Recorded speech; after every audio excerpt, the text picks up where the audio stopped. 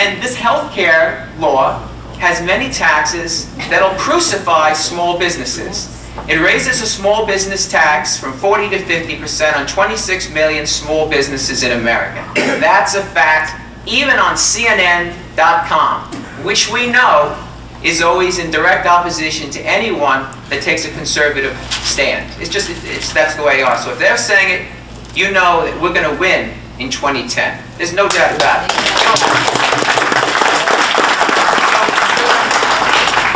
America became great because of free markets, correct? Does anyone dispute that? Free markets? Entrepreneurs, you take a risk, you reward people that are successful, and people that are not successful, they fail. Because nobody is too big to fail. It's common sense. And freedom to fail. That's a beautiful thing. Freedom to be wealthy, freedom to be poor, freedom to be average, freedom to love whomever you choose. It's just life. So, what are the free market solutions? Well, common sense says the following.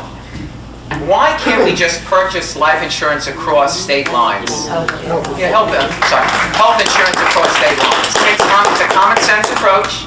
Bring it down about 17% by all estimates. Okay. The next thing is, why can't we make every health care dollar that we spend, starting at $1, make it tax deductible? Why do we have to wait till 7.5%? You know, now they're raising it now to 10%. Exactly, 10%. And they say, well, we can save $21 billion that way. So that, and also, if people have health savings accounts, used to be able to put approximately $4,000 into it, they want to cut that back to $2,500. And, oh no, that's going into effect in 2011. So, yes. 5,000. 5,000. 5,000. Right. That happened, 5,000. Right, they want to go back down to 2,500. That's right. Now, did you also know the following? That they're not going to let you use it on non-prescription items? Right, so let's say people can get syringes, or they need pads, or they need alcohol swabs. You cannot deduct that. You cannot use that from your health savings account. Okay? And that's going to save them $5 billion to pay for other things that you really want nothing to do with. Okay?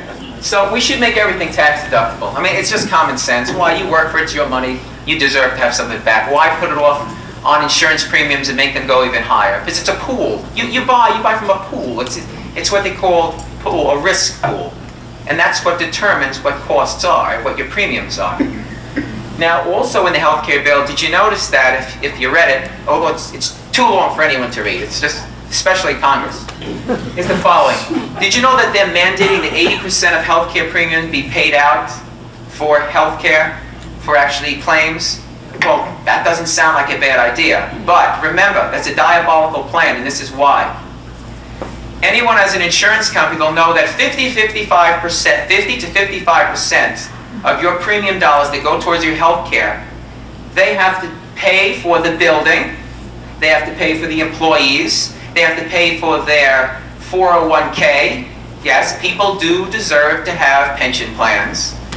So if they have to use all that money, how are they going to pay out 80%? This is what happens. In 3 to 4 years, all major insurance companies go broke. That's reality. We had one in Georgia that said just can't do it anymore, and they just close up. So what happens is the following. It's a diabolical plan. It's brilliant. It's brilliant if you're a socialist. You take people off the private payrolls and you throw them onto what? Onto the public health system. And I don't know about you, but it really is a fact that America still has the greatest healthcare system. We do. It's the greatest. Can't dispute it. People getting bypass at 75, stents, people who used to be crippled and they couldn't run after their children and grandchildren because they had bad hips. What do they get? They get hip replacements. They get, oh, you have hip replacements? God bless you. There we go, another one. And then stents. What about stents? Used to be crippled, some people. I remember my grandfather used to stop every block. He had to pop a nitro under his tongue. They didn't have stents back then. Now they pop a stent in. It improves the quality of their life. So these are things we can't put a damper on progress. And a lot of the progress we've made is because of the amount of spending in healthcare. Because it is probably the most important thing you have is your healthcare. I mean, if you're not healthy, you're not happy, you can't work. So, what would be wrong with encouraging high deductible, low cost health plans? Does that make sense? If somebody's 25 years old, why should somebody be forced into buying a plan that the government dictates is fine if they really don't need that? Why can't they just get an indemnity plan? Indemnity plan would cover them for catastrophic illnesses. Now remember, when everyone here, most people own a home. How many people own a home? Okay. Do you have homeowners insurance? Okay. Your homeowners insurance may range anywhere from, we'll say, $1,000 to $3,000 a year. Is that about right? Okay. Now, does it cover the light bulbs that go out on the front of your house? You don't have that plan? You don't. That's about $40,000, that plan. So if it's the same thing with going to the doctor. If you go to the doctor and they're going to tell you every little tiny thing is covered, okay, something that you can pay $50 for, $20 for, a shot or a flu shot, and that's covered. That drives up premiums to everyone. So now, instead of you paying $4,000 a year, you're paying $9,000 a year. And now who's making the big profit? Your insurance company's making the big profit. So you see, it's all tied into a circle. Okay? So that's something you have to think about. You get an oil change in your car. Is that covered with your car insurance? No. Okay. And there should be no limits on the tax-free contributions to a health savings account. What does that do? That gives you more freedom, and it takes the burden off of insurance companies so that your indemnity plans cost even less. It's just common sense. Now, how do we reform this? Well, defensive medicine. Does anyone know what defensive medicine is? Yeah. Tell me what defensive medicine is. You come to me and what happens? You say, I have a headache. And basically, you got to perform every single kind of test on him just to make sure that... Exactly. Why? Because fear of a lawsuit. And don't forget, lawsuits, they also drive up the cost of malpractice. And they also drive up the cost that passed on to you. It's just common sense. Now, I read the Post. I scour all the newspapers every day. This came out 2 days ago. 91% of doctors overtest deduct lawsuits. They did a survey of over 1,200 physicians nationwide, and they said that they do many extra tests to protect themselves from malpractice. Now, 9% say they don't, so I assume 9% were lying. Everyone tries to protect themselves. So, if you have some reasonable tort reform, you can bring down costs. I mean, it accounts for approximately $58 billion a year in excess unnecessary health care costs. Okay? That's defensive medicine. That means you go to someone, and this was brought up by Bush in his first term, that you go to an obstetrician, and they're so defensive they do everything, or a cardiologist, that drives up costs. But yet they won't address that. Nowhere in the bill that became law did they address defensive medicine.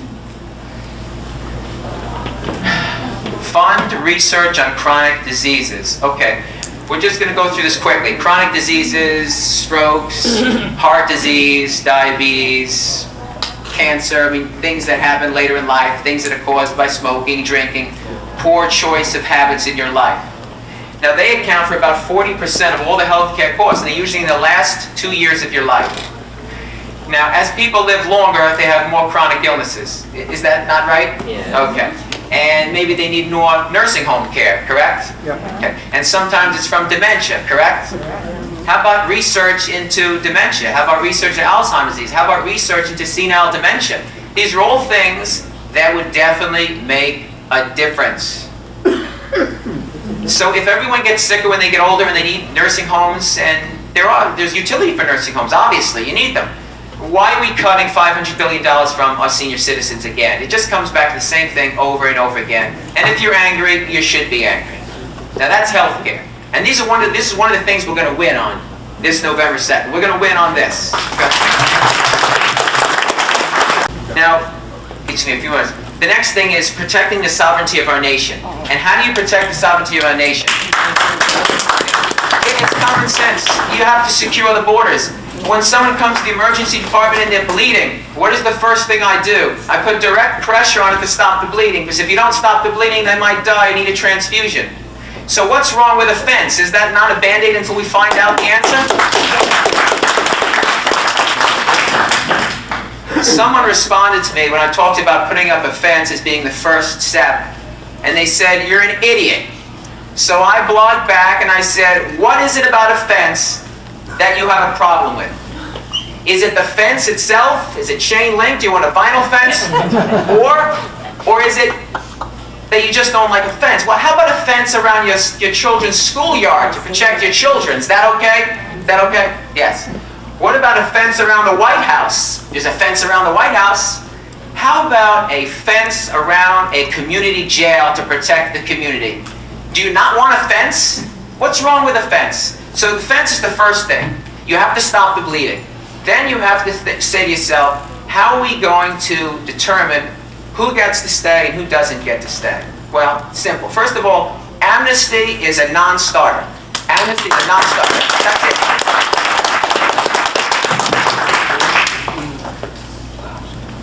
Why do you think people come across the border? Well, looking for a better life, sure, okay. So everyone did that. So everyone that's done it has done it in a legal way, because no one can dispute that legal immigration has been a real boon for this country, socially, culturally, and economically. And that's why it needs to stay a legal means to become an American citizen.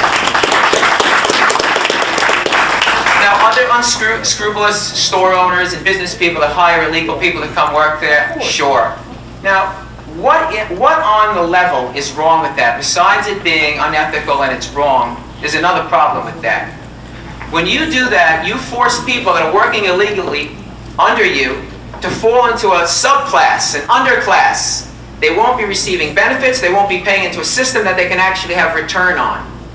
And that's a diabolical way to keep people down. So people that hire illegals, they're not doing it, they're not being nice, they're using them. We have to take away the temptation, take away the cocaine from people that are hiring illegal immigrants, taking up American jobs. And it's not jobs that Americans wouldn't take, because long before there was an illegal immigration problem, those Americans were filling those jobs. And with a 10% unemployment rate, realistically near 17 or 18% unemployed versus underemployed, I don't see the rationale to allow a porous border. It makes no sense, economic, socially, and just to be fair to the people that come across here legally. You know, legally it takes 11 years to become an American citizen. I don't think a skip, a hop, and a jump and being able to vault over a porous area in the fence should be a means to citizenship. To protect our sovereignty, we need common sense plans. The next thing is the economy. We need to balance the budget. We don't need to run these huge deficits. On May 20, anyone's birthday on May 26th? No? Good. Okay, because you might want to change it. That was the first time in history we went across $13 trillion in national debt. $13 trillion, May 26th. It is crazy. And it's not something you can just kick the can down the road. It's not going to just affect your children and grandchildren. If you expect on living more than 3 or 4 years, it's going to affect you. It's common sense. You already see it coming back as higher taxes.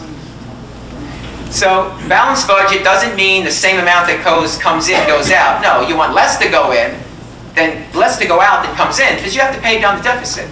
Because you know, remember the old economics of guns and butter, where are you going to spend the money, guns and butter? Now it's guns, butter, interest on the deficit. Watch it. Guaranteed 20 years from now, if we don't change, the interest on the debt will be greater than the amount you spend to protect yourself, the guns. And don't forget, government's job is just to protect you, not to tell you what to do. That's their job.